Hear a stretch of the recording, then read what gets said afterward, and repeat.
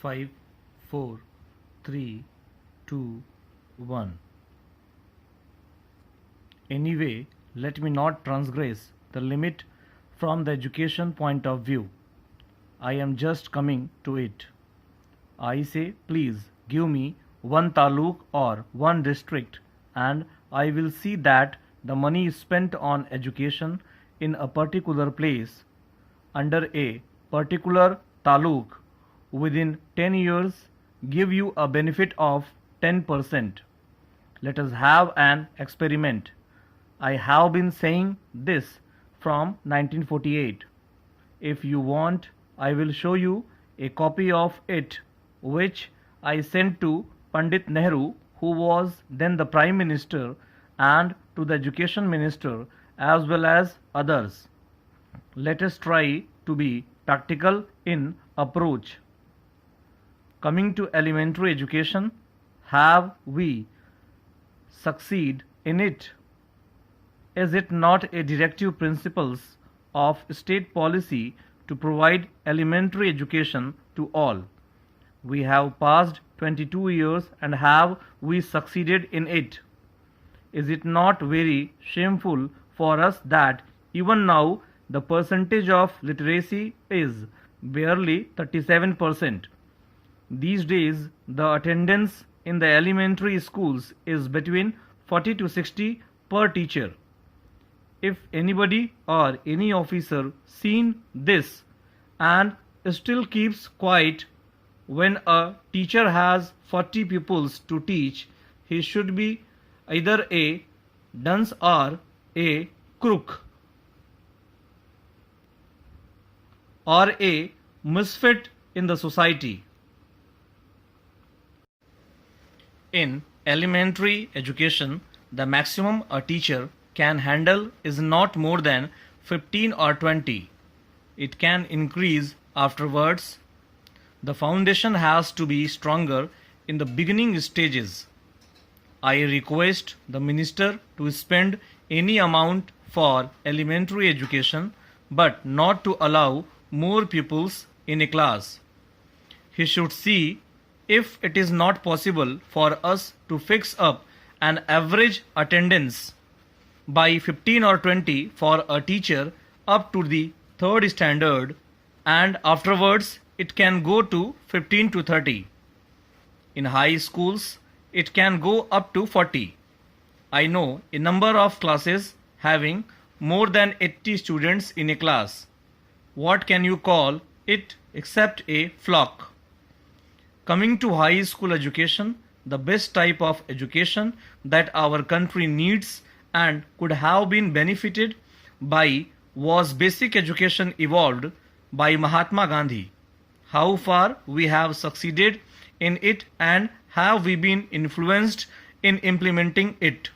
We have simply spoiled the very root of the principle here. In countries like Germany or Russia and other socialist countries, the work-oriented education is paying the dividends in hundreds and thousands. Here, if a boy passes his matriculation or BA, he feels he should have only a white-collar job. Pay the laborer more than what you pay to a graduate or an IAS, and then more people will go for work-oriented education. Then people would like to work in the fields and industries. Coming to the colleges, people are enamored to start colleges and open universities, forgetting that each college needs a principal and each university needs a vice chancellor who travel everywhere. We can utilize the services of volunteers, fresh graduates, and we should work out a scheme to employ them at a fairly large scale, graduates as volunteers who would be going to the villages and working in the village schools. For example, senior students, high school students, college students coming back to the villages during vacations can be utilized for this purpose. Their services can be utilized. We can organize this purpose. Camps where the students are living in their small hamlets and a big and proper school cannot be provided to them, then we can take these children to the camps.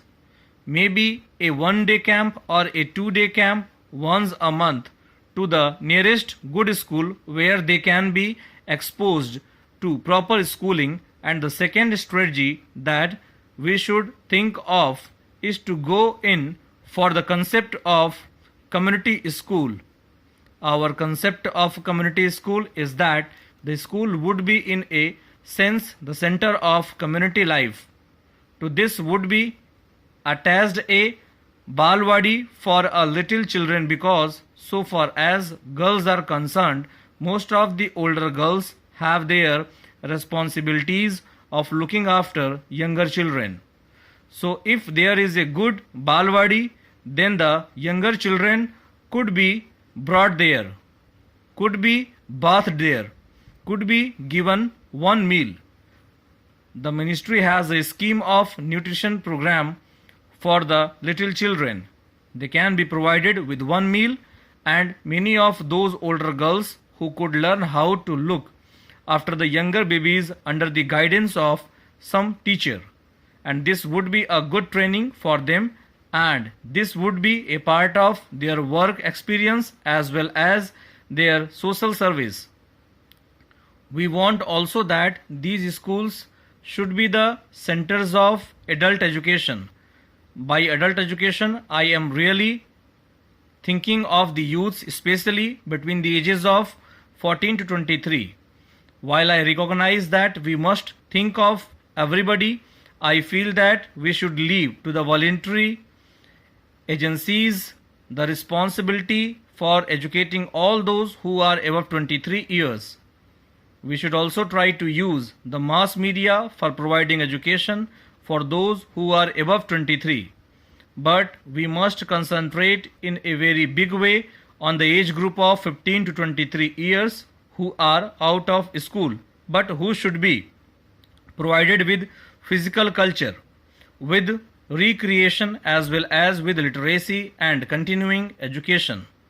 We should also mobilize those forces for various social service activities and utilize all the various ways and techniques of giving them real education, exposing them to museums, science museums, cultural museums, organize mobile laboratories, take them to see mobile laboratories, explain the modern scientific principles, explain the main features of Indian art and sculpture, and so on, so that they can develop a sense of identity with our national tradition as well as with modernity and a modern outlook. I am also keen that the present complete compartmentalization should be ended.